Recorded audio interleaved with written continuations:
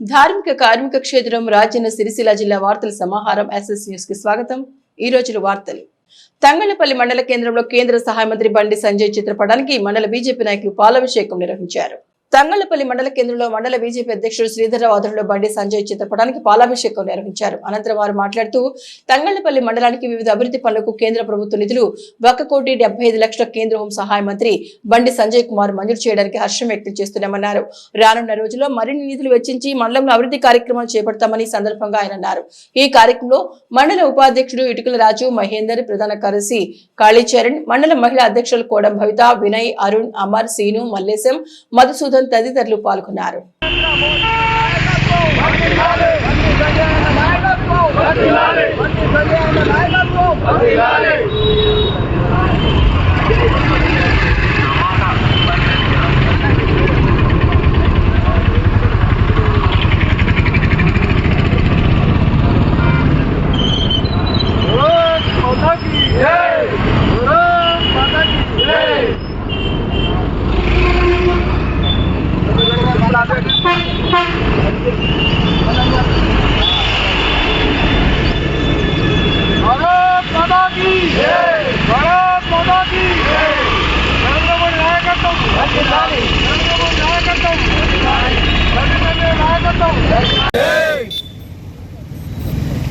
ఈరోజు తంగనపల్లి మండలం BJP party తరఫున మన ఉద్యమ నాయకులు శ్రీ హోం సహాయక మంత్రి బండి సంజయ్ గారి MREGS నిధుల ద్వారా మన 1,75 లక్షల రూపాయల నిధులు ప్రతి ఊరికి 5 లక్షల రూపాయల చొప్పున CC రోడ్ నిధులకు నిధులు కేటాయించడం జరిగింది।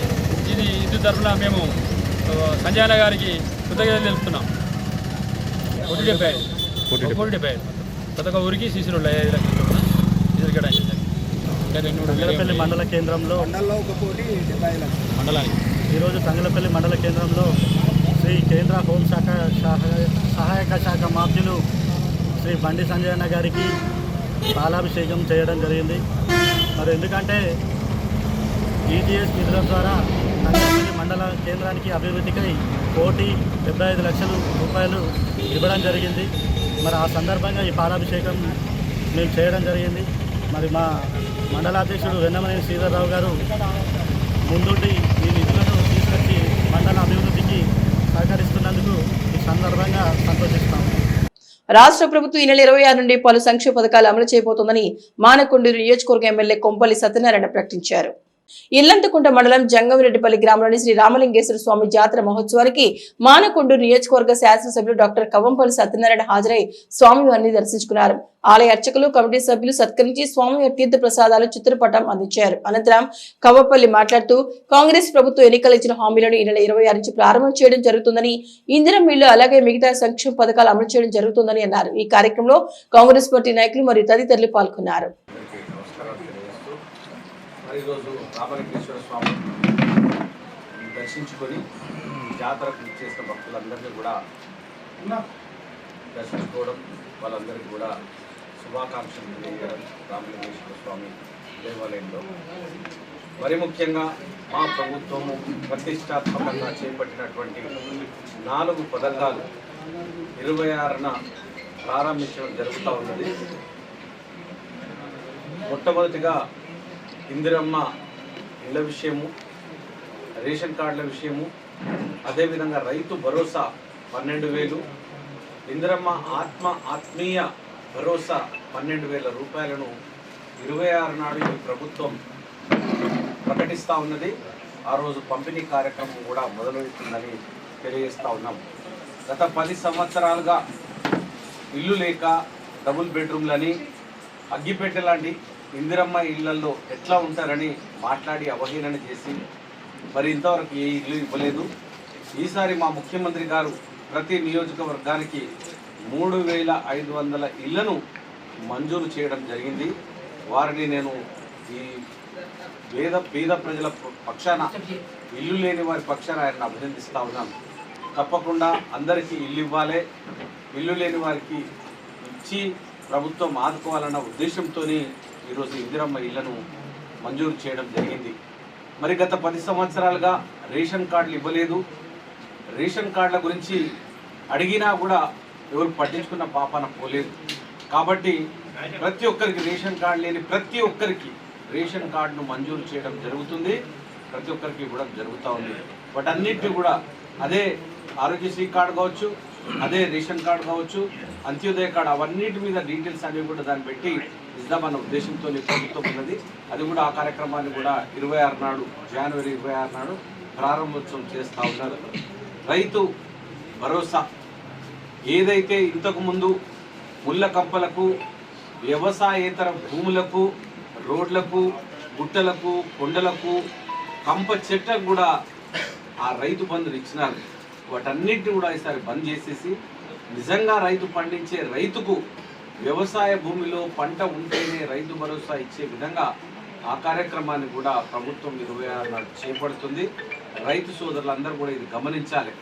ముందులాగా ప్రభుత్వ ధనాన్ని దుర్వినియోగం చేయొద్దు, పండించని పొలాలకు కూడా ఇవ్వద్దన్న ప్రభుత్వ లక్ష్యానికి పండించే వాళ్ళకే ఇవ్వాలన్నది ప్రభుత్వ లక్ష్యం. కాబట్టి తప్పకుండా ఆ దిశగానే ప్రభుత్వం అడుగులేస్తూ ఉన్నది.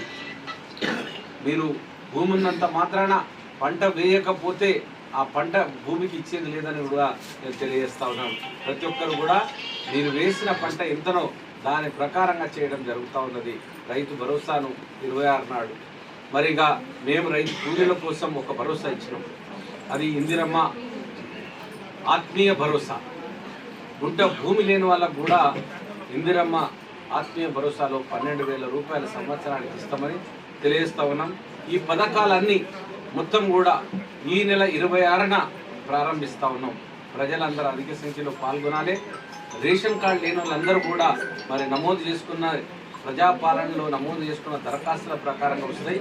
ఇల్లు కూడా ఆ దరఖాస్తుల ప్రకారంగానే వస్తాయి. కాబట్టి దయచేసి అందరూ కూడా ఇది గమనించి రాబోయే రోజుల లోపల ఎవరైతే అర్హులు ఉన్నారో వాళ్ళందరికీ ప్రభుత్వం ఇస్తుందని తెలియజేస్తూ ఉన్నాం. ఈ ప్రభుత్వం పేద ప్రజల పక్షాన ఉంటుంది, పేద ప్రజల కోసమే పనిచేస్తుంది. ధనవంతులకు కొమ్ము కాసే ప్రభుత్వం కాదని తెలియజేస్తూ ఉన్నాం. కాబట్టి అసలు ఈ పథకం లేట్ కావడానికి కూడా కారణం ఏంటంటే లక్షల కోట్లతోని మాకు అప్పుల్లో ఇచ్చిన ప్రభుత్వానికి గత ప్రభుత్వం 7.5 లక్షల కోట్లు అప్పు చేసింది. కాబట్టి దానికి కొంచెం ఆలస్యమైంది. అయినా వీటన్నిటికీ 45,000 కోట్ల పైన అవుతా ఉన్నది. అయినా పేద ప్రజలకు మేము చెప్పిన 6 గ్యారంటీలు ఇవన్నీ ఉన్నాయి కాబట్టి తప్పకుండా ఇస్తామని తెలియజేస్తూ ఉన్నాం. మరి గత ప్రభుత్వంలో చేసినటువంటి తప్పులకు చాలామంది మొన్న ఉమ్మడి జిల్లా సమీక్షా సమావేశంలో ఈ పథకాల గురించి అడగాల్సింది పోయి రసాభాస చేసిన రాక్షసుడు మరి పాడి కౌశిక్ రెడ్డి ఇష్టారీత్యా నిన్న పత్రికా సమావేశం పెట్టి చేయడం జరుగుతుంది. ఆయన వ్యాఖ్యలను ఖండిస్తా ఉన్నాం. ఎవరు లాగలే, కొట్లాడుకుంటే కొట్లాడుకోమని ఎవరు చూడరు, పక్కకు ఎప్పుడైనా జరుపుతూ ఉంటారు. ప్రతి ఒక్కరు కూడా ఒక మంత్రిగా ఆయనను ఆజ్ఞాపిస్తూ ఉన్నారు. వినకుండా సంజయ్ గారిని చేయబట్టుకుని కొట్టడం, మైక్ లాగడం, ఎవరు పార్టీ ఏ పార్టీలో ఉన్నారా అని దుర్భాషలాడినారు. కాబట్టి ఆయన మీద కూడా ప్రభుత్వం చర్యలు తీసుకోవడం మొదలుపెట్టింది. మొన్ననే అరెస్ట్ కార్యక్రమం అయింది. తర్వాత దక్కిన విషయాల్లో కూడా జరుగుతుందని తెలియజేస్తూ ఉన్నాం. కాబట్టి గత ప్రభుత్వంలో కాళేశ్వరం మీద జరిగిన అవినీతి తీసుకోండి, లేకపోతే టెలిఫోన్ల ట్యాపింగ్ విషయమే అనుకోండి, నిన్నగాక మొన్న ఎల్లారెడ్డిపేట మండల కేంద్రంలో నూతన ప్రెస్ క్లబ్ ఏర్పాటు చేయడం జరిగింది. ప్రెస్ క్లబ్ అధ్యక్షుడిగా గౌరీశంకర్ ఏకగ్రీవంగా ఎన్నికయ్యారు. ఎల్లారెడ్డిపేట నూతన ప్రెస్ క్లబ్ ఎన్నికలు ఏకగ్రీవంగా జరిగాయి. గత కొంతకాలంగా ఎల్లారెడ్డిపేట ప్రెస్ క్లబ్ ఎన్నికలు జరగకుండా ఉన్నందున గురువారం స్థానిక సాయి మణికంఠ ఫంక్షన్ హాల్లో వర్కింగ్ జర్నలిస్టులు సమావేశం ఏర్పాటు చేసుకుని నూతన ప్రెస్ క్లబ్ కార్యవర్గాన్ని ఏకగ్రీవంగా ఎన్నుకున్నారు. ఈ సందర్భంగా ప్రెస్ క్లబ్ అధ్యక్షులు గౌరీశంకర్ మాట్లాడుతూ నూతన ప్రెస్ క్లబ్ ఏర్పాటు కావడం సంతోషకరమని, అధ్యక్షునిగా తనను ఏకగ్రీవంగా ఎన్నుకున్నందుకు, మొత్తం కార్యవర్గాన్ని ఎన్నుకున్నందుకు జర్నలిస్టులందరికీ ధన్యవాదాలు తెలిపారు. జర్నలిస్టుల ఐక్యత కొరకు ప్రతి వర్కింగ్ జర్నలిస్ట్ కలిసికట్టుగా పనిచేయాలన్నారు. ప్రభుత్వ పరంగా జర్నలిస్టులకు ఇంటి స్థలాలు ఇచ్చే విధంగా స్థానిక నాయకులు, అధికారులు సహకరించాలని కోరారు. ఈ సమావేశంలో ఎల్లారెడ్డిపేట మండల జర్నలిస్టులు అందరూ పాల్గొన్నారు.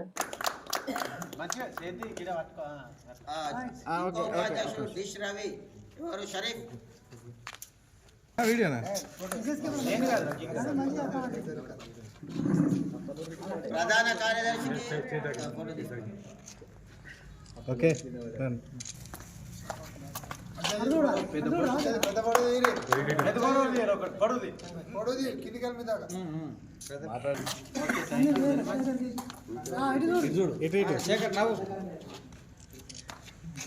తెలుపు నలుపు మంచిగా పడాలి. ఆయన కోటి బెసరాజ్ కోటి మోయిస్ ఒకటి నరేష్ కిషోర్ కు నరేష్ చేసినావు ఆయన నేను పోయినా అప్పుడే రెండు పక్క జరిగాను వాళ్ళు కనబడరు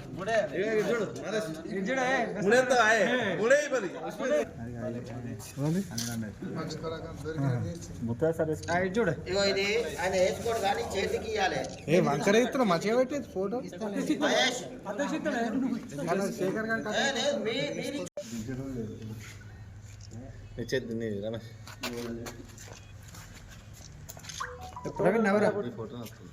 ఆ పనులన్నీ బయట పెట్టింది ఇంకా నవ్వండి ఎవరాలు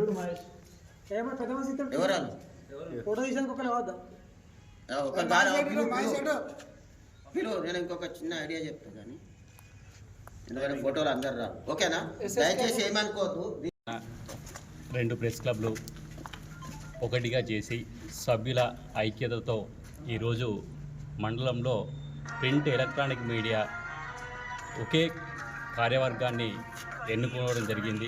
దాంట్లో సభ్యులందరూ కలిసి నన్ను అధ్యక్షునిగా ఎన్నుకున్నందుకు ముందుగా వారికి కృతజ్ఞాపతి వందనాలు తెలియజేస్తూ జర్నలిస్టుల సమస్యల పరిష్కారంతో పాటు ప్రజలకు, ప్రభుత్వానికి, అధికారులకు, ప్రజాప్రతినిధులకు వారధిగా నిలుస్తూ సమస్యల పరిష్కారం కోసం మనమంతా ఏకదాటిపైకి ముందుకు వచ్చి కృషి చేద్దామని కోరుతూ నాకు ఈ అవకాశం ఇచ్చినటువంటి సభ్యులు ఈ సంవత్సర కాలంలో నా యొక్క పదవిని సమర్థవంతంగా నిర్వహిస్తూ అందరి సహకారంతో ముందుకు వెళ్తానని తెలుపుకుంటూ ఎల్లారెడ్డిపేట మండల కేంద్రంలో నూతన ప్రెస్ క్లబ్ వర్గాన్ని ఎన్నుకోవడం జరిగింది.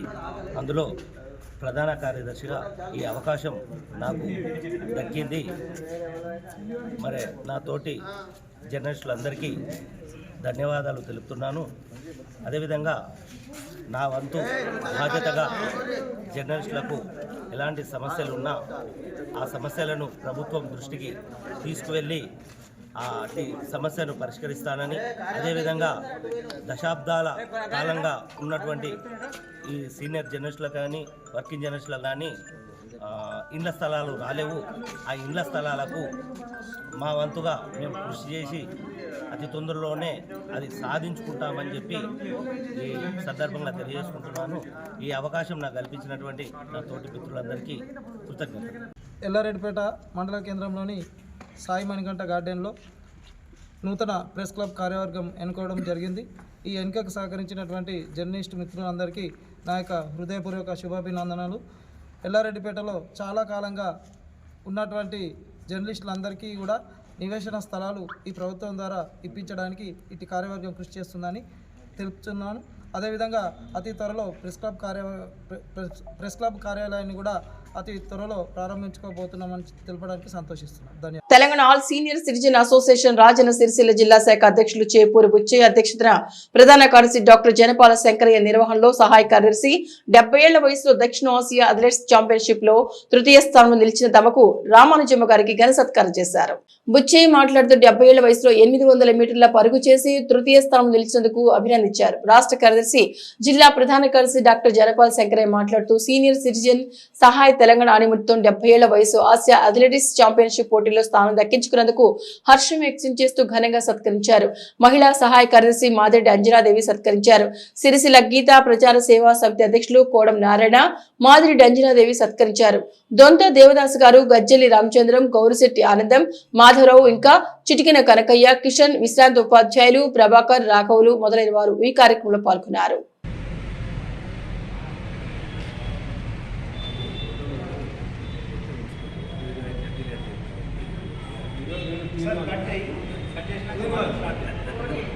ఈ వార్తలు ఇంతటితో సమాప్తం. తిరిగి ప్రసారమై SS న్యూస్ లో కలుసుకుందాం. అంతవరకు సెలవు. నమస్కారం.